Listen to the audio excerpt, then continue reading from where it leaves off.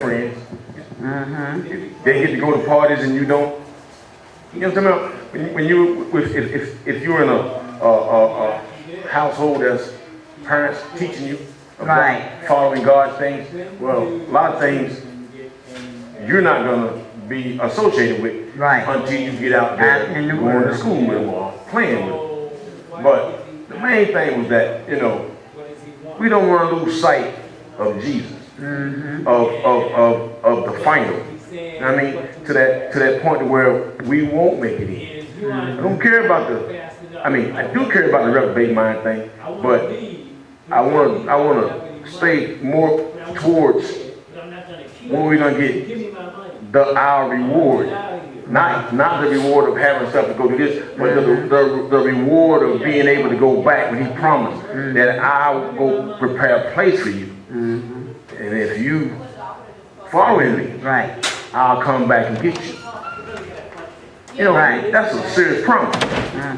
And that's where we kind of, fall short at looking at life, and we'll say, well, it's all right. Well, kids will be kids, or people can do their thing. But no, you got to have a firm stand on where you at. If the parent gonna do exactly put it this way.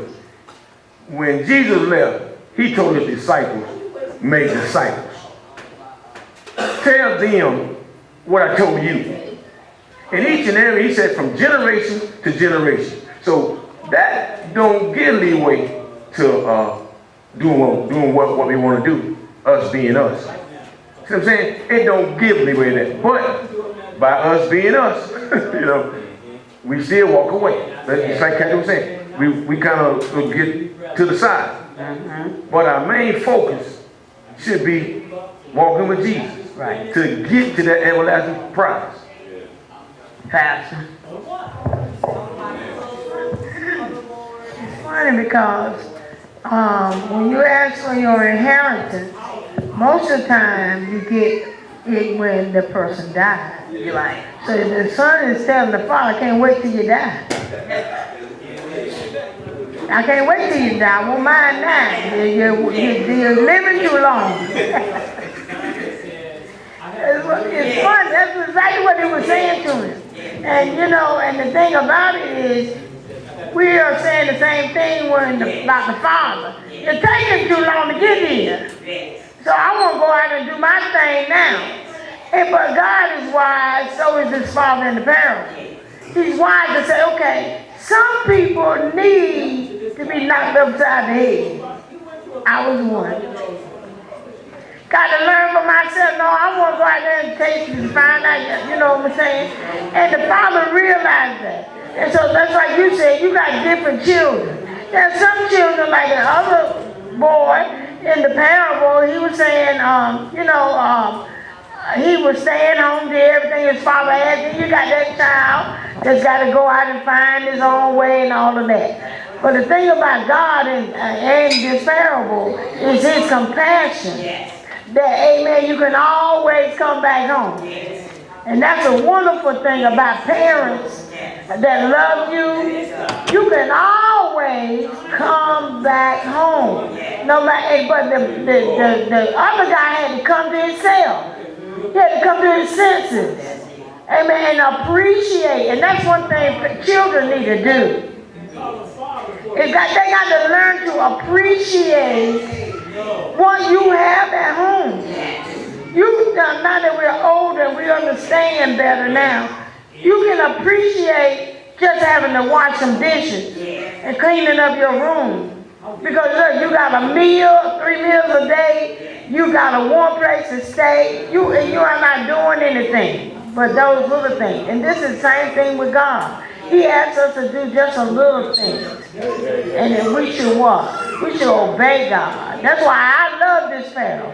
This is it is a reconciliation, and it's of hope for people that backslide. Exactly. That's what it is. That a father would go that far. That's right. Don't cast them out. And I'm going to go on with the lesson just like what Pastor saying. I'm trying to stick with the book, but I'm going to break it on down and go in the spirit. Hallelujah. Because I understand what they're saying. I'm trying to, stick with this book stuff. But when you break it on down to your own life, that's what it's got to come down to. Because I've experienced the prodigal son thing. Like what Pastor was saying, backsliding. We came to know Jesus. Yeah. We came into the knowledge our parents raised us the right way. And yes, as we got grown, we wanted to go out. Yes, we did. And do our thing. My dad made us go to church. And I thank God that he made us go to church. He didn't go like that, but he made us go. Thank you, Daddy. Hallelujah. He was not like, I ain't going to say God because he wasn't like God like that. But he knew that God was real, so he wanted to put that in us. And yes, we used to want to go out. And Dad, can we go? My daddy was strict. And there are rules and regulations. When parents really love you, they have rules and regulations. That's God. God has rules. You can't just live any kind of way. But God gave the young boy, what he wanted. The father gave what he wanted. And he went out and did whatever. But he wanted to live his life. That's the way it is with us. Now, some children, you bring them up in church and everything. When they get old, they don't want to hear nothing else about the Lord for real. They don't want to hear nothing else about the Lord. They want to go out and feel the world. That's what this parable is about, but that happens for real. They want to go out and see what's out there. Don't be drinking, don't be smoking, don't watch out when you go to the club.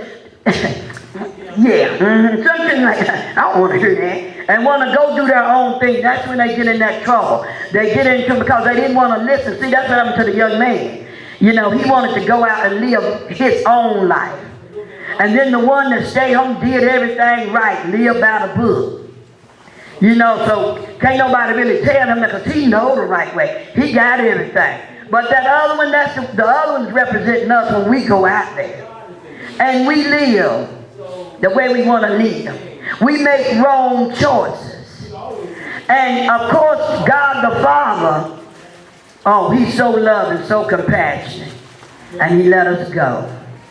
But you know what? It's good to still have that connection. He'll let us go for so far. But even the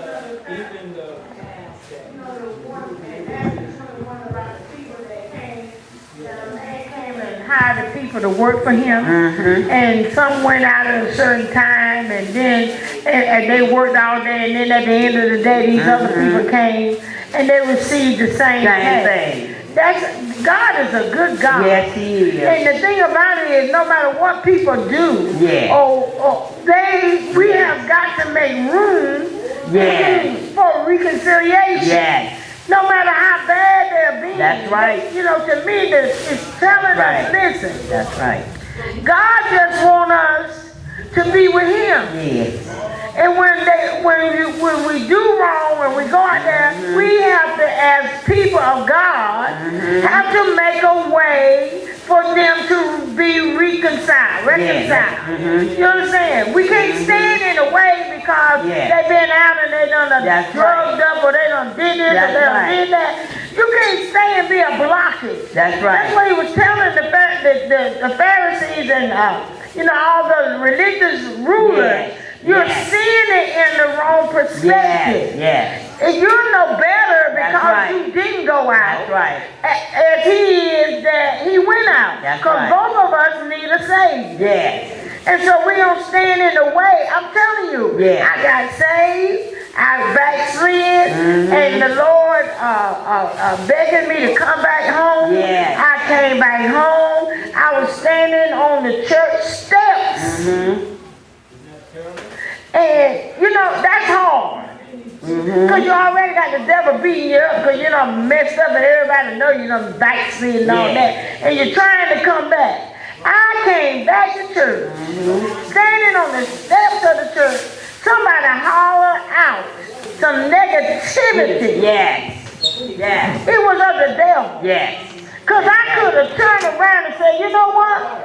Forget this. But we got to be careful. Yes, we do. When people come, people only get heaven when people come. I'm in the back saying I come back to God. The Bible said, and he rejoiced. And we as a church have got to rejoice when anybody that has been lost is found. And like this man in that parable said, listen, I don't care how long you've been in it. I said I give the same reward To both. to anybody that received Jesus as their personal Savior. I don't care if you done been saved 50 years and I get in on 1 year. The payment is the same. It is eternal life, the kingdom of God. And that's what we got to tell people that's out there. God is wanting you to come home. The church is wanting you to come home. Your family is wanting you to come home. That is what God is telling us. Don't be a blockage to people trying, amen, to come back home. No matter what they have done. You have something to say? If you repent, Get your hand up. Yeah, well, what I was gonna say is, when your mama tell you something or not to do something, and you go ahead and do it anyway, and then when something happens to you, you wonder, why did this happen to me? Then the first thing you want to call on is Jesus.